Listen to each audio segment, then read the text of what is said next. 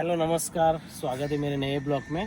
तो नया ब्लॉग बनाने का मेरा यही कारण है कि अभी हम महाराष्ट्र 3 ज्योतिर्लिंग, लोनावाला, ये सब जगह अभी घूम के आए। तो मैं जैसे आपसे शेयर करना चाहता हूँ कि जो हम घूम के आए हुए, तो आप भी दिवाली में अभी फैमिली के साथ घूमने जाने वाले हो। हम भी फैमिली के साथ गए थे। तो हम गए थे तो आपको मैं पूरा एक्सपीरियंस देना चाहता हूँ कि हम वहाँ पर गए तो हमारा क्या एक्सपीरियंस हुआ, क्या होटल रेंट रहता है और क्या मतलब कि वहाँ पे क्राउड क्या रहता है। तो मैं आपको ये सब बताने वाला हूँ।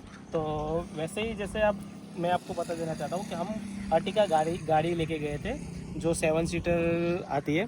तो हम गए थे अभी 3 फैमिली, जैसे 9 जन गए थे टोटल। उसमें से जो 3 जन है वो हम लड़के थे और 3 हमारे जो बच्चे थे।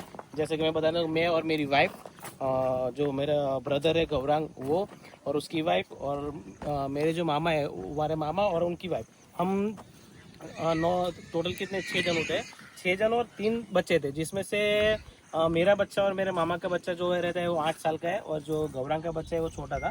तो मैं आपको ये देना चाहता हूँ कि जो अर्टिका कार लेके हम गए थे, तो कार लेके गए थे तो उतने जन गाड़ी में आ तो गए थे, और मैं आपको बता दें कि कंफर्ट रहता है कि नहीं रहता है। तो सबसे पहले मैं वो बता देना चाहूँ तो कि हम जैसे 9 जो लोग जा रहे हैं, तो 9 लोगों के 5 दिन के कपड़े, ये पूरा बैग सब जो रहता है, वो अर्टिगा गाड़ी में जो पीछे की साइड रहती है उसमें आप सामान रखोगे। तो सामान रखने के बाद जो पीछे का जो लास्ट वाला जो सीट रहता है वो पूरा रिक्लाइनिंग नहीं रहता है।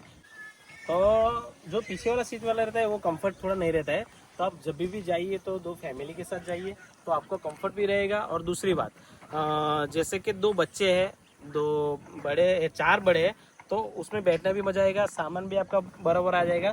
हम गए थे, हमारा एंजॉय तो रहा, पर जो पीछे सीट में जो बैठने वाला व्यक्ति रहता है उसको बहुत प्रॉब्लम रहता है। तो आप कभी भी जाइए तो 7 सीटर में जाइए अर्टिगा में, तो 2 ही फैमिली जाइए और 2 बच्चे, तो हो गए टोटल 6। तो अभी ये बात का हो रहा, आपको मैं बता देना चाहूँ कि उसके आगे हम जैसे कि जा रहे हैं, तो सबसे पहले हम जाने वाले थे त्र्यंबकेश्वर, उसके बाद कृष्णेश्वर, उसके बाद हम जाने वाले थे भीमा शंकर। भीमा शंकर जाने के बाद हम 2 दिन लोनावाला में विला लेके वहाँ पे रुकने वाले थे। पर उसमें कैसा है कि शनि रवि का जो टाइम रहता है और सोमवार जो रहता है वो अपने शंकर भगवान का वार रहता है। तो उस टाइम पे शनि रवि तो हॉलीडे की वजह से मतलब ज़्यादा भीड़ रहती है और वहाँ की लोकल पब्लिक भी ज़्यादा रहती है। और सोमवार को तो वैसे भी शिव भक्त रहते हैं, वो दर्शन करने आएंगे। तो वैसे ही मेरे जो अगले ब्लॉक में हम जो फ्रेंड लोग गए थे बराबर, तो उस टाइम पे बहुत भीड़ थी। हमने बहुत थोड़ा लाइन में हमारा 6-6 घंटे निकल गए। तो इस टाइम पे हमने नक्की किया कि हम शनि रवि सोम लोनावाला, जैसे कि हम लोनावाला में रहेंगे, उसके बाद जो ये दिन रहते हैं उसके बाकी दिन खाली दिन बोलते हैं हम। तो खाली के दिन हम जाते हैं त्र्यंबकेश्वर, भीमाशंकर और कृष्णेश्वर। तो हम दर्शन भी वहाँ पे जाके कर सकते हैं, एकदम शांति से दर्शन हुए हमारे। तो हमने सबसे पहले जो 31 तारीख को रात को निकले थे, तो रात को निकलने के बाद हम सुबह लोनावाला पहुँच गए थे। मैं आपको ये बताना चाहता हूँ कि हम जो लोनावाला पे वहाँ पे रुके थे, वहाँ जो विला लिया था वो पर दिन का 9,000 रुपया था। तो जैसे कि एक दिन का आप देखने जाओ तो पर कपल 3,000 रुपया लगता है, प्लस किड भी उसमें ऐड आ जाएगा।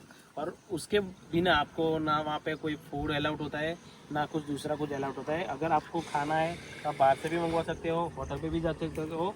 वहाँ पे दूसरा कोई आपको ये बेनिफिट नहीं मिलता है एक दिन का 9,000 रुपया गिन लेने का। वैसे हम 2 दिन वहाँ पे रुके थे, तो 18,000 रुपया वहाँ पे रेंट हुआ।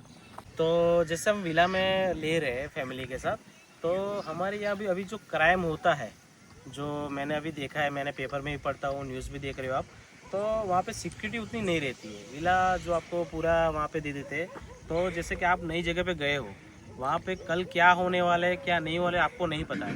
तो आप कभी भी जाओ तो मेरे हिसाब से आप विला भी बुक करवा सकते हो, वहाँ पे रह भी सकते हो, पर मेरे हिसाब से रिसोर्ट बुक करो। तो वहाँ पे सिक्योरिटी भी रहती है, वहाँ पे खाना पीना सब अच्छा रहता है। और दूसरी चीज़ कि आपको एक सिक्योरिटी पर्पज़, और आपको ये भी नहीं लगता है क्योंकि आजू बाजू में सब लोग रहते हैं। विला में आप जाओगे तो जैसे रात का शाम होता है उसके बाद अंधेरा रहता है, तो आपको रात को भी पूरा आजू बाजू में कोई दिखता है नहीं। तो आप मेरी हिसाब से सिक्योरिटी पर्पज़ के लिए मैं प्रिपेयर करता हूँ कि आप विला बुक करवाओ, आपकी मर्जी। पर मैं तो अभी दूसरी बार भी जाऊंगा तो कोई रिसोर्ट या कोई होटल में ही रुकूंगा। और अभी मैं आपको बता देना चाहता हूँ कि हम बड़ौदा से गए थे अभी फर्स्ट लोनावाला। तो लोनावाला यहाँ से मेरे घर से जैसे हमने मैप में डाला होता तो 488 किलोमीटर यहाँ से लोनावाला दूर है। हम रात को निकले थे तो कम से कम आप मैप में भी देख सकते हो 10 घंटा जितना तो टाइम वहाँ पे जाने के लिए लगता है। तो वहाँ पे टाइम लगता है तो हम वही रास्ते से गए थे, मुंबई वाले, जो नई मुंबई वाला रास्ता है। तो हम वहाँ पे 11:30 बजे 11:30 तक पहुँच गए थे। तो हमने पूरे रात सोए नहीं थे, उसके लिए पूरे दिन आराम किया। शाम को हम खाने के लिए निकले थे वहाँ पे। फिर दूसरे दिन जहाँ वहाँ की जगह है मैंने आपको वीडियो में दिखाता हूँ, उस तरीके से हम सब घूमे, एंजॉय भी किया। दूसरे दिन हम शाम को वापस आ गए।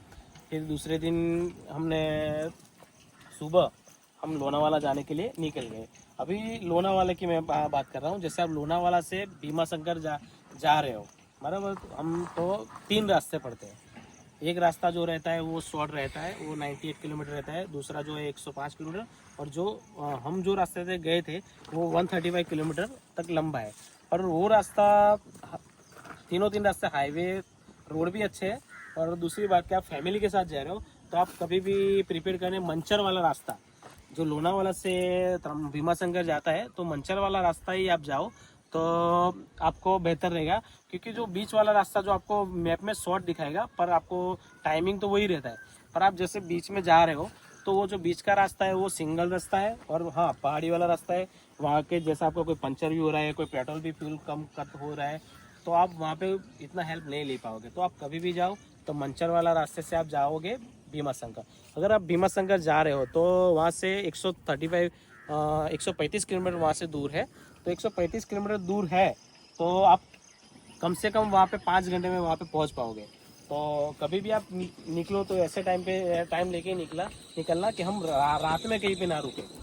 तो हमने वहाँ से सुबह 9 बजे निकल गए थे, तो वहाँ 2 बजे तक वहाँ पे पहुँच गए थे। हम भीमा शंकर हमने तो 6 बजे तक दर्शन कर लिया था। फिर हम वहाँ से निकल गए थे 6 बजे त्र्यंबकेश्वर जाने के लिए। त्र्यंबकेश्वर, भीमा शंकर टू त्र्यंबकेश्वर आपको मैं बताना चाहता हूँ कि वहाँ से 227 किलोमीटर वहाँ से दूर पड़ता है। वहाँ से भी बीच में रास्ते जाते हैं वो शॉर्ट में पड़ते हैं, पर शॉर्ट वाला रास्ता कभी भी मतलब उपयोग करना। वहाँ से मंचर से होके आप नासिक से होके त्र्यंबकेश्वर वहाँ जा सकते हो। तो वहाँ पे पहुँचने के लिए कम से कम 5 घंटा लगता है। तो हम रात को 2 बजे वहाँ पर पहुँचे थे, और त्र्यंबकेश्वर में हम पहले रूम बुक करवा दिया था। तो पर पर्सन वहाँ पे जैसे पर कपल वहाँ पे 2000 रुपया भाड़ा था। तो वहाँ का जैसे हमने सुबह दर्शन करके वहाँ से शांति से दर्शन भी किया है।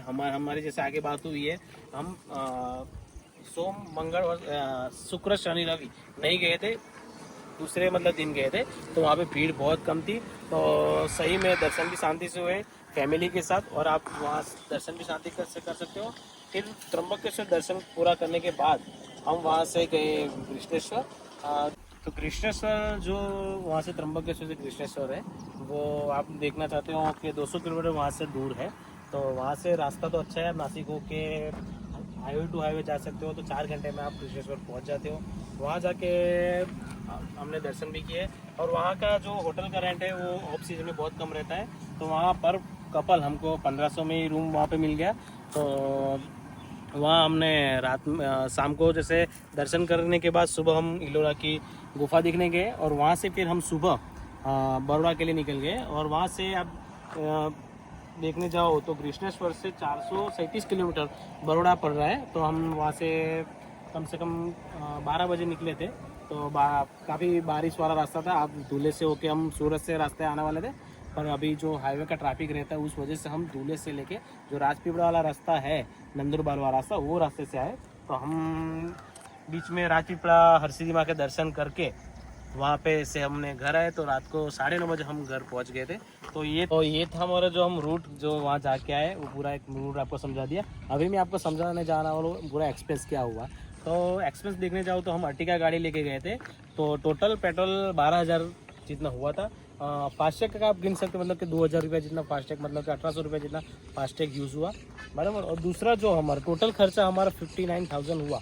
तो जैसे हम देखने जा रहे हो तो पर फैमिली हमको 20,000 रुपया एक्सपेंस हुआ।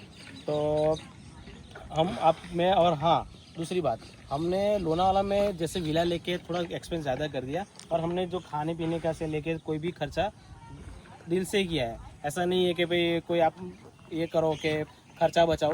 तो आप समझ सकते हो कि हम ये पूरा जो रूट करके आए तो हमारा इतना एक्सपेंस हुआ। तो आपको अगर जाना है तो आप कहाँ पैसा बचा सकते हो, आपको कहाँ पे खर्चा करना है, और आप कभी भी जाने वाले हो तो आपको भी ये मालूम पड़ सकता है कि आप कितने खर्चे में जाके आने वाले हो। तो मैं आपको ये बताना चाहता हूँ कि मैं मेरी खुद की कार लेके गया था। तो मैं आपको समझा सकता हूँ कि आप खुद की कार लेके जा रहे हो, ट्रैवल्स में जा रहे हो, तो जैसे पर फैमिली हमको 20,000 रुपया पड़ा, तो पर पर्सन हमको 10,000 रुपया ही पड़ा, और उसके साथ बच्चा भी इंक्लूडिंग है। तो आप समझ सकते हो कि ट्रैवल्स में आप जब जा रहे हो तो आपको क्या हेडेक। और हाँ, दूसरी बात, आप खुद की कार लेके जा रहे हो तो आप कहीं पे भी रुक सकते हो, कोई अच्छा नज़ारा है वहाँ का फोटो भी ले सकते हो। हाँ, आप ट्रैवल्स में जा सकते हो, आपको जहाँ पे बिठाया, जहाँ पे वो ट्रांसफर उतारेगा वहाँ का ही आप देख सकते हो। और खुद की कार लेके जाने में वो है। और दूसरी बात, आप जैसे आपका जो ट्रैवल बैग है ये सब लेके घूमना, बराबर है। खुद के जो जूते रहते हैं वो कैरी करना। आप खुद की कार लेके जा रहे हो तो 2-3 जूते भी लेके जाओ, आपको एकदम शांति रहेगा। तो मैं खुद की कार लेके गया था, तो मेरा ये एक्सपेंस हुआ। और ऐसे ही जैसे आप मेरे वीडियो भी देख रहे हो, ऐसे पे आप भी आगे भी देखना। मैं आपको और भी नई नई जगह और भी कहाँ कितना खर्चा होता है, कहाँ घूमने का क्या मज़ा आता है, मैं आपको ये दिखाता रहूँगा। तो बनी रहिए मेरे साथ, और लाइक करिए, शेयर करिए, और हाँ, सब्सक्राइब करना बिल्कुल मत भूलना। मैं आपको ऐसे ये वीडियो दिखाता रहूँगा। तो बाय गाइस।